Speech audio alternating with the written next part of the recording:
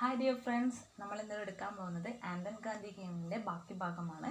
Class തുടങ്ങുന്നതിന് മുന്നേ first വീഡിയോയിൽ പറഞ്ഞ കാര്യങ്ങളെ നമുക്കൊന്ന് സമപ്പ് ചെയ്യാം.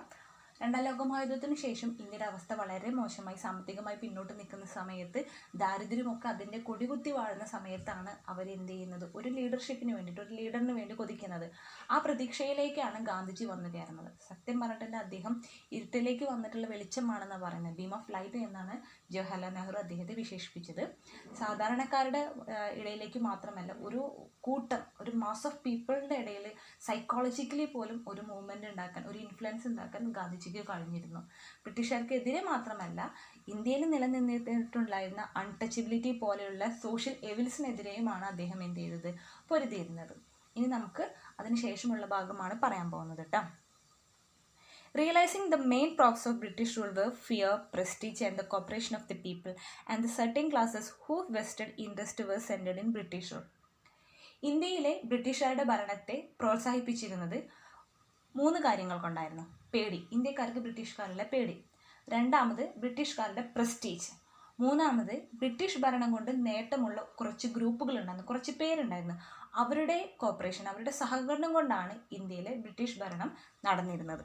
Gandhi attacked these foundation. ഇതിനെതിരെയാണ് എന്ത് ചെയ്തത്, Gandhiji പൊരുതിയത്. Titles were to be given up, and though the title holder respond to this only in a small measures, the popular respect for this British given title disappeared. ആദ്യമായി അദ്ദേഹം ചെയ്തത്, ബ്രിട്ടീഷുകാർ പല ബഹുമതികളും ഇന്ത്യയിൽ കൊണ്ടുവന്നിരുന്നു, ബഹുമതികൾ കൊടുത്തിരുന്നു, അതൊക്കെ ഇല്ലാതാക്കി. അതിനു വേണ്ടിയിട്ട് പല കൂട്ടരും, എല്ലാവരും ഒരേ രീതിയിലൊന്നല്ല അതിനെതിരെ പ്രതികരിച്ചതെങ്കിൽ പോലും പതുക്കെ പതുക്കെ വലിയ വലിയ പേര് കേട്ട പദവികളൊക്കെ ഇല്ലാതാവാൻ തുടങ്ങി. New standards and value were set up, and these pomp and splendor of viceregal court and the princess suddenly appeared supremely ridiculous. പിന്നീട് അങ്ങോട്ട് എന്ത് ചെയ്തു, പുതുതായിട്ടുള്ള വാല്യൂസും അതേപോലെയുള്ള സ്റ്റാൻഡേർഡ്സും നിയമങ്ങളും ഒക്കെ എന്ത് ചെയ്യാൻ തുടങ്ങി, രൂപകൽപ്പന ചെയ്യാൻ തുടങ്ങി. അതുകൊണ്ട് തന്നെ എന്ത് ചെയ്യാൻ തുടങ്ങി, നമ്മുടെ ബ്രിട്ടീഷുകാരുടെ വകയുണ്ടെന്ന വൈസ്രേഗൽ കോർട്ട്, അതേപോലെ അവിടുത്തെ രാജ്യഭരണം, അങ്ങനെയുള്ള കാര്യങ്ങളൊക്കെ പതുക്കെ പതുക്കെ എന്ത് ചെയ്യാൻ തുടങ്ങി, സുപ്രീമസി, അവരായിരുന്നു, അവരുടെ എല്ലാ കാര്യത്തിലും അവർ സുപ്രീമസി നടത്തിയിരുന്നു. അതൊക്കെ പതുക്കെ പതുക്കെ എന്ത് ചെയ്യാൻ തുടങ്ങി, ഇന്ത്യയിൽ നിന്ന് ഇല്ലാതാവാൻ തുടങ്ങി. Rich men were not so anxious to flaunt their riches. സാമ്പത്തികമായി മുന്നോട്ട് നിൽക്കുന്നവർക്കൊക്കെ താങ്കൾ സാമ്പത്തികമായി മുന്നോട്ട് നിൽക്കുകയാണ്, അല്ലെങ്കിൽ റിച്ചസ് ആണെന്ന് പറയാനൊരു മടിയായി തുടങ്ങി. Outwardly at least many of them adopted similar vase.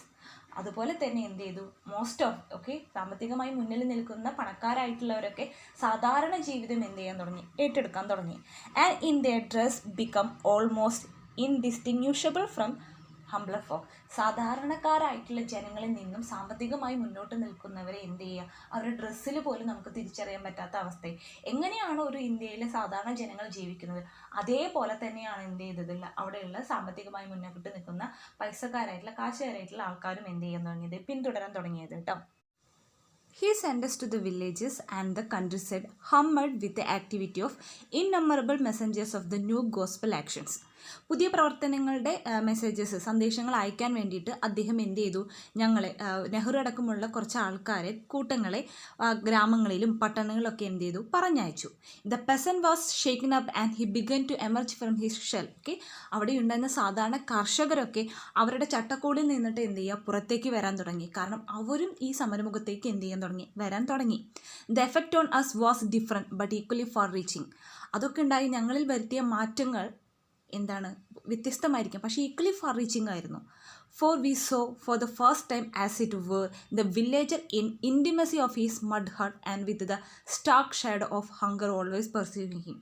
അതിൽ നിന്ന് ഏറ്റവും മാറ്റം വരുത്തില്ല അദ്ദേഹം പറയാൻ ഓർക്കുന്നത്, കാണാൻ സാധിച്ച കാര്യം എന്താ വെച്ചിട്ട്, മണ്ണ് കൊണ്ടിട്ടാക്കിയിട്ട് കുടിലിൽ നിന്നും ദാരിദ്ര്യം അനുഭവിക്കുന്ന കർഷകനും എന്ത് ചെയ്യാൻ തുടങ്ങി, അദ്ദേഹത്തിൻ്റെ പിന്തുടരാൻ തുടങ്ങി എന്നാണ് അർത്ഥം.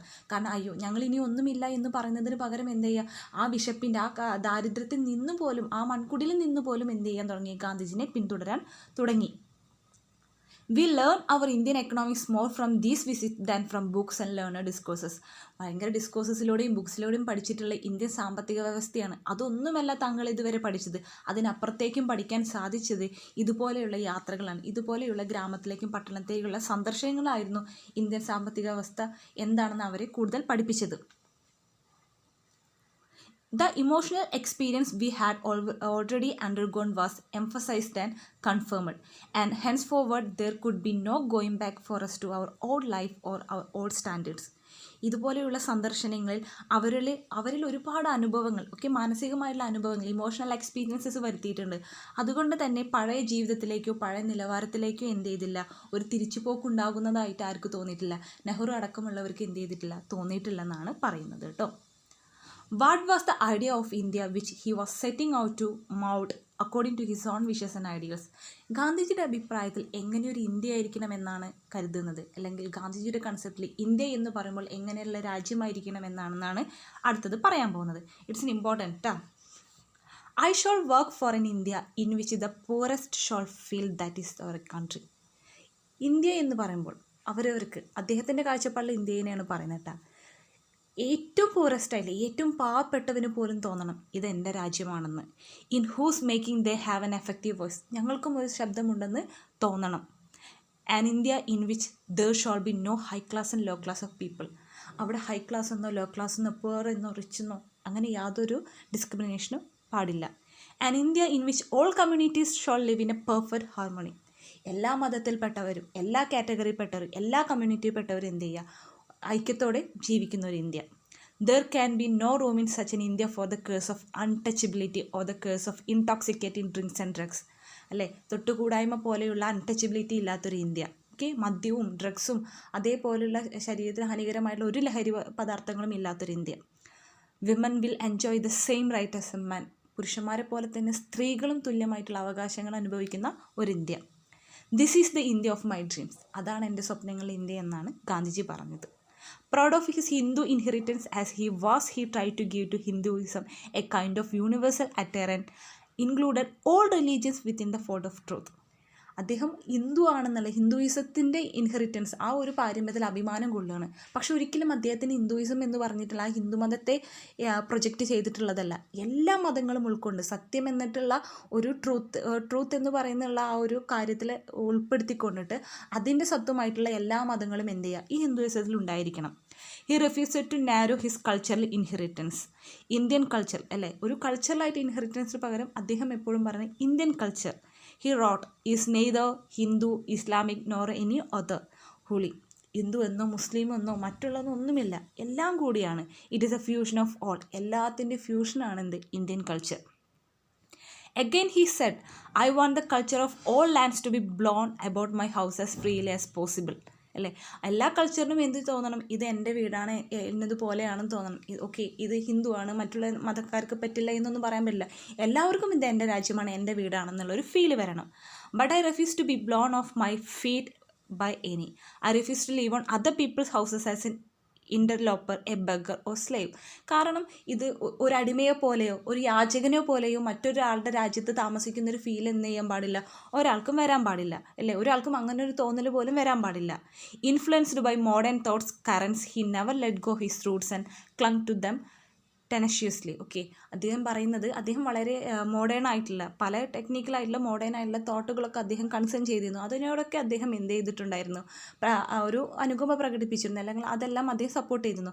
പക്ഷെ ഒരിക്കൽ പോലും തൻ്റെ അടിസ്ഥാനമായിട്ടുള്ള റൂട്ട്സ് അല്ലേ, തൻ്റെ പാരമ്പര്യം, തൻ്റെ റൂട്ട്സ് ഒരിക്കലും എന്ത് ചെയ്യുക, അതിൽ പിടിച്ചുകൊണ്ട് തന്നെ ആയിരിക്കണം, അത് തന്നെ ആയിരിക്കണം എല്ലാത്തിൻ്റെ ഫൗണ്ടേഷനും എന്നും ആർക്ക് നിർബന്ധമുണ്ടായിരുന്നു, ഗാന്ധിജിക്ക് നിർബന്ധമുണ്ടായിരുന്നു. It is not surprising that it is astonishingly vital man, full of self-confidence and unusual kind of power. വളരെ ഒരു സർപ്രൈസിങ് ആവാൻ പറ്റില്ല എന്നൊന്നും പറയാൻ പറ്റില്ല. കാരണം ഇങ്ങനെയൊരു ഹ്യൂമൻ ബീങ്, ഐൻസ്റ്റീൻ പറഞ്ഞ പോലെ ഇതുപോലെ ഒരു മജ്ജമാംസമുള്ളൊരു മനുഷ്യൻ ഈ ഭൂമിയിൽ ഉണ്ടായിരുന്നു എന്ന് പറയുന്നത് വരും തലമുറ വിശ്വസിക്കില്ലെന്ന് പറഞ്ഞ പോലെയാണ് അദ്ദേഹത്തിന്. ഒരു വൈറ്റൽ മാൻ എന്ന് എല്ലാവരും അതിശയിപ്പിക്കുന്ന ഒരു man, full of self confidence and unusual kind of power. ഒരു പ്രത്യേകതരം പവറുള്ള സെൽഫ് കോൺഫിഡൻസ് ഉള്ള ഒരു മനുഷ്യൻ. Standing for equality and freedom for each individual. ഓരോ വ്യക്തിയുടെയും ഇക്വാലിറ്റിക്കും ഫ്രീഡത്തിനും വേണ്ടിയിട്ട് എന്ത് ചെയ്യുക, നിലകൊണ്ടിരുന്ന. Fascinated these masses of India and attracted them like a magnet. ഇന്ത്യയിലെ മൊത്തം ജനങ്ങളെ ഒരു കാന്തം പോലെ ആകർഷിക്കുന്ന ഒരു മനുഷ്യൻ. ഒന്ന് ആലോചിച്ച് നോക്കി, ഇത്രയും കോടി ജനങ്ങളിൽ അവിടെ സുപ്രീമസി ആയിട്ട് കണ്ടിരുന്നത് ഗാന്ധിജിയുടെ തോട്ട്സിനെയായിരുന്നു. He seemed to them to link up the past with the future and to make the dismal present appear just as a stepping stone that future of life and hope. Okay, അദ്ദേഹം എന്ന് പറഞ്ഞിട്ടുണ്ടായിരുന്നു ലിങ്കപ്പാണ്, past name future name എന്ത് linkup ചെയ്തുകൊണ്ട് പ്രസൻറ്റിലാണ്. പക്ഷെ അത് ഓരോന്നും നമ്മുടെ ഭാവി ജീവിതത്തിലേക്കുള്ള പ്രതീക്ഷകളിലേക്ക് ഒരു സ്റ്റെപ്പിംഗ് സ്റ്റോൺ ആയിരുന്നു.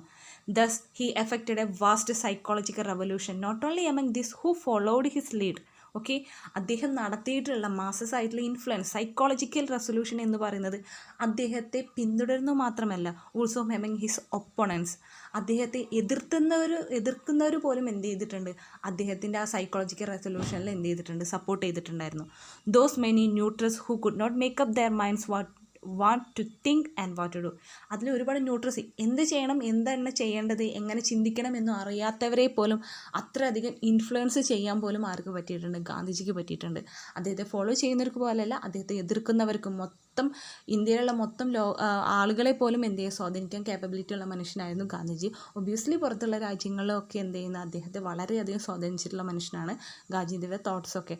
ഇന്നും അദ്ദേഹത്തെ പോലൊരു മനുഷ്യൻ ജീവിച്ചു എന്ന് പറഞ്ഞാൽ നമുക്ക് എന്താണ്, അതിശയം മാത്രമേ ഉള്ളൂ. അപ്പോൾ ഇതിൻ്റെ നോട്ട് ഞാൻ ലാസ്റ്റ് പിൻ ചെയ്തിടാം.